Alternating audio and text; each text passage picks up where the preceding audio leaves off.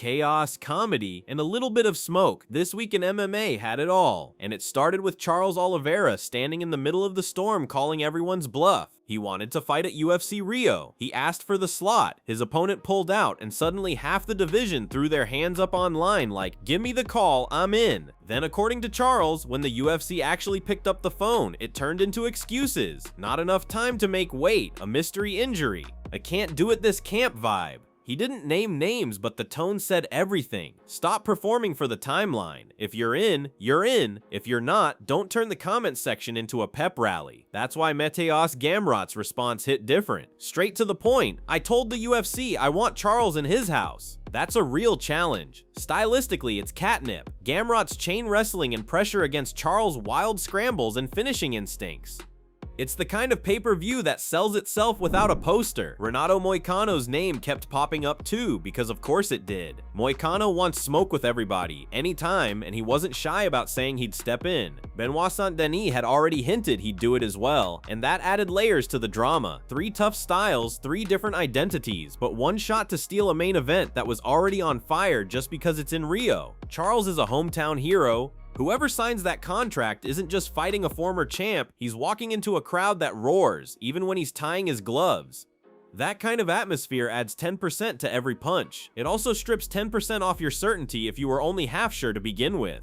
Maybe that's why some of the loudest voices started whispering when the call came. Either way, the clock's ticking. If the UFC locks Charles versus Gamrot, the internet breaks for 24 hours and the weigh-ins feel like a rugby match with microphones. Meanwhile, Robert Whittaker decided to keep it simple and throw a clean fastball the fans could catch. He wants to fight in Sydney next February. He wants Sean Strickland. No trashy setup, no drama. Just a sensible fight between 2 former champs who live off timing, rhythm, and stubbornness. Rob knows Strickland draws eyeballs and always shows up. The hiccup is geography and politics. Sean's not exactly eager to fly halfway across the world, and it's no secret he and Australia don't get along. But as a matchup, it's sweet. Whittaker's footwork and combinations against Strickland's jab-first march-you-down approach is an argument about who controls what happens in the middle of the cage. Rob's not chasing anybody. He's just saying, let's dance where I'm from in front of people who'll sing on the way to the arena. If they can't make it for Sydney, keep the idea alive for Vegas. The fight sells wherever you put it. Fight in Sydney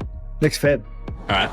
That's what I want to fight next. All right. Regardless, you've always said this. You don't care who you It'd be fight. pretty cool. Yeah. I'd love to fight Strickland. Oh. I've been wanting that fight for a while. I think it'd be good. I think it'd be a good fight. He always brings people to cards. I don't think he'll come all the way here to Australia, but oh, he's got some issues with Australia. Yeah, I don't think he has the best rapport with the Australian government, but I don't know. Let's see what happens. We also got one of those rare throwback moments when Daniel Cormier peeled the curtain back on Cain Velasquez and reminded everyone what could have been. DC didn't sugarcoat anything. Cain was a monster. He trained like a machine, did everything the coaches asked, and then did more, and it came at a price. Injuries stacked up like overdue bills, and that kept the run from becoming a reign that might have lasted a decade. The way Cormier said it, you could hear the mix of pride and frustration. He still believes no one at heavyweight could have beaten a healthy Cain over time. It stings because we saw flashes, pressure that smothers, cardio that doesn't fade, ground and pound that sounds like a hammer hitting a stump. Legends don't always get the endings they earned, but they get the respect, and DC made sure of that. What was Cain Velasquez like coming up as to become the champ? The best. I've never seen anything like it. I still today have not seen anything like it. Just like the work ethic, or just the training? The training, the skill set, the ability. He really could do it all. If he didn't have all those injuries, he would be by far the greatest heavyweight of all time. No one would have beaten him. When did that start though? The injuries? Yeah. He was one of those kids that had nothing. He had so little that when he would get mixed up with people, no matter what they told him to do, he would do. So if the strength coach told him to leg press 800 pounds, he did it. He'd leg press 800 pounds. He just did everything, bro. He was a monster, and he just worked and he worked and he worked and he worked himself into like injury after injury after. Ronda Rousey, out of nowhere, lit up everyone's feed with a burst of training clips and a message that felt honest as hell. She laughed about how hard it was to throw sharp punches 8 weeks after having a baby. She admitted the nerves, the embarrassment, the I'm trying not to pee while I jab realness. Then she showed the jump to 8 months postpartum, smiling, moving, finding the fun again. She says she's not lining up for any White House card or big spectacle right now.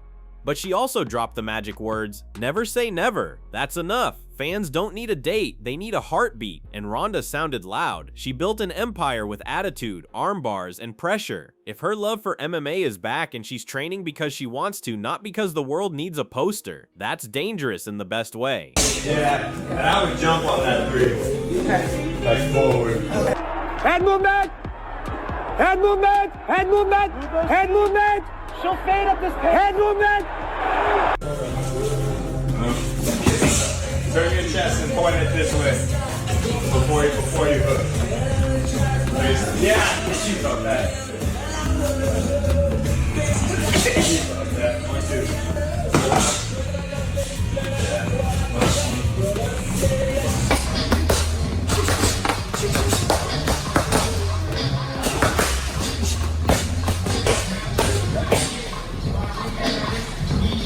Can't stop. Alex Pereira kept being Alex Pereira, cold-blooded in the cage, low-key hilarious outside of it. He pranked Renato Moicano by pretending to be angry about an interview and suggested Moicano was trying to put him against Glover Teixeira.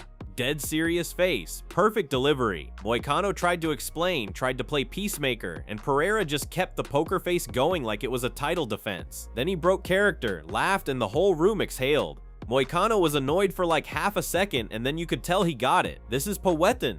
He'll smile once, then go back to looking like a statue built to throw left hooks. What stood out wasn't just the prank, it was seeing a champ who can be playful without losing the mystique. That's rare. Most champs either clown too much or never show any daylight. Pereira walks the line. Fala, irmão, de boa? Beleza? Cara, você fez a entrevista lá com o Glover lá, pô, achei um pouco de sacanagem, entendeu? As perguntas que você fez lá. E... Sério? É, porra, velho. Entendeu? Não sei com quem que você tá aprendendo. Sabe? É, pô, não, eu sou um cara que eu falo a verdade, entendeu? Depois dessa entrevista, velho, o Glover mudou comigo, você quer colocar a gente, tipo, um contra o outro, entendeu, velho? Tipo... Aí, pô, eu duvido, meu brother. Não, porra, velho. Ele te bate ou tu bate nele nos treinos? Tem que respeitar o mestre, pô. Não, pô, né? Aí eu sou lutador também, né, porra, né? Também sou um mestre, entendeu, nessa área, você tá entendendo?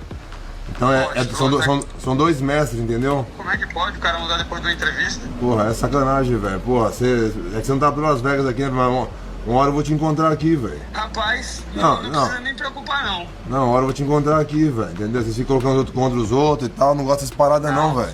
Bom, beleza, você tem sua opinião. Eu não perguntei nada pra constranger nem você, nem o Glover, não, mas... Quando a gente se encontrar, a gente conversa legal, velho.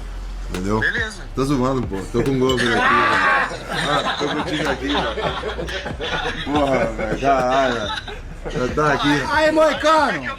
Aí tu quer me fuder no domingo. Sean O'Malley posted fresh grappling footage and looked sharp and busy, the way you want to look when you're rebuilding a run. He's talking about Song Yadong for December or close to it, and that matchup is clean violence.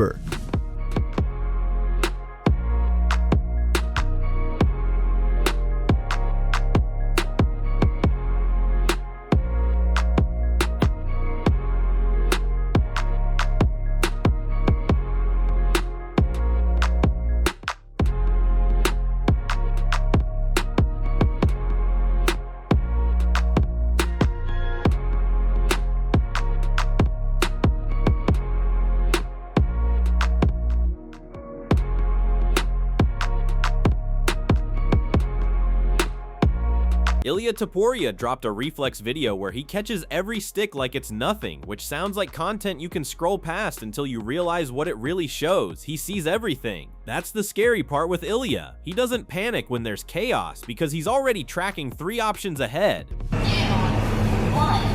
go.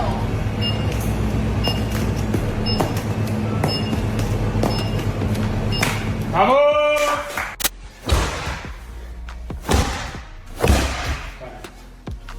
1, 2, 3, 4, 5, 6, 7, 8, 7, 8,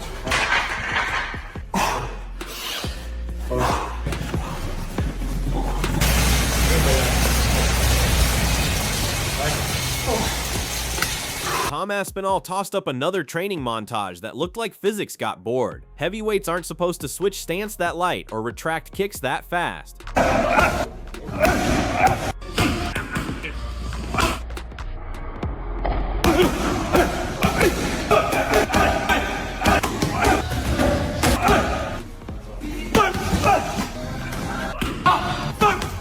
Now to the fireworks. Darren Till and Paulo Costa going nuclear on the MMA Guru after what started as a lighthearted invite to play Black Ops 2 Zombies. The Guru pitched it like, let's run, I'll get 400k views. I can already hear Moicano complaining about buying the first door, a cheeky little nudge to get fighters in a lobby. Costa replied with the most Paulo reply possible. Basically, if you want to invite me anywhere, invite me to a pool party full of thick Latinas. Otherwise, leave me alone. Vintage self-aware trolling. Then Darren Till stepped in and went full Scouse cannon, calling Guru a fat, smelly so-and-so, telling him to keep his mouth shut or he might get choked out in the street. It was rough, direct, and definitely meant to sting. Guru clapped back with the kind of roast that tells you he's been collecting lines for a rainy day. He tore into Till's look, made personal cracks, and basically dared him to handle it offline.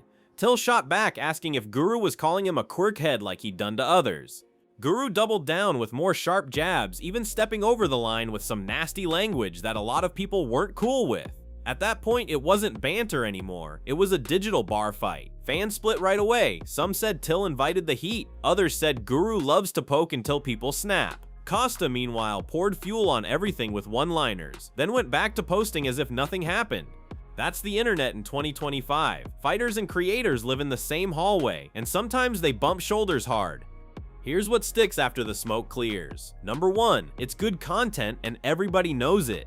Number 2, there's a line between jokes and cheap shots. When you cross into slurs or real-world threats, the laughs die fast. Number 3, Till still has that magnetism that makes even a tweet feel like a left hook. Fans love him, hate him, or both at the same time, and that's power. If he decides to fight again in MMA or keep boxing, he'll sell tickets. Costa's the same. His online persona is so ridiculous that it becomes a brand. He can call you a balloon animal, and you'll retweet it. Guru, for better or worse, understands the algorithm. He knows when to poke, when to escalate, and when to post a clip that will rack views while the mentions burn. Everyone got something out of it, except maybe our faith in clean trash talk. Looping back to the top of the show, it's funny how all these threads tie together. Charles is calling out fake tough talk and saying, when the call comes, say yes or be quiet. Whitaker is saying, I'll be here in February, let's fight. DC is saying, respect the greats and be honest about what they could have been. Ronda is saying, joy brings power, I found mine again. Pereira is saying, you can be a killer and still laugh. O'Malley is saying, book me, I'm ready. Ilya is saying, I see everything. Tom is saying big men can be fast too, and Till, Costa, and Guru are saying in their own wild ways, attention is the new currency. The sport has always had this mix of heart, humor, hard truths, and heat. This week just packed it into one feed.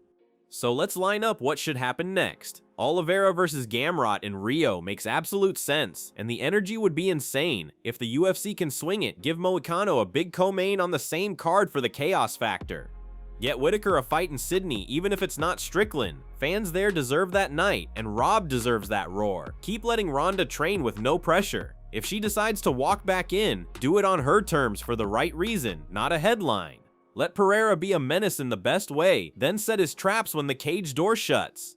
Book O'Malley versus Song and let two dangerous strikers solve each other in real time. Keep Ilya busy with timing drills and keep Tom healthy, because a heavyweight title fight that looks like a middleweight chess match is something we rarely get. In the end, the lesson is simple and it never changes. If you talk, mean it. If you sign, show up. If you prank, keep it playful. If you roast, don't go low. If you're a legend, tell the truth about what it takes. If you're a rookie, understand the room. And if you're a fan, enjoy the madness. Because only this sport can swing from a heartfelt comeback clip to a savage meme and still find time for a technical breakdown in the same hour. That's why we watch. That's why we argue. That's why we can't look away. I want your take on all of it. Who should Charles fight in Rio? Are you rolling with Whitaker versus Strickland, or do you want Rob against someone else in Sydney? Did Pereira's prank cross a line, or was it harmless fun? Is Ronda's never say never making you hope, or do you want her to enjoy this new lane without the pressure? And be honest, whose side were you on in the Till, Costa, and Guru chaos? Drop your thoughts, and for the real ones who made it to the end, comment Guru got cooked so I know you're tapped in. I'm checking the comments. And before you bounce, hit the like button and subscribe so you don't miss what drops next.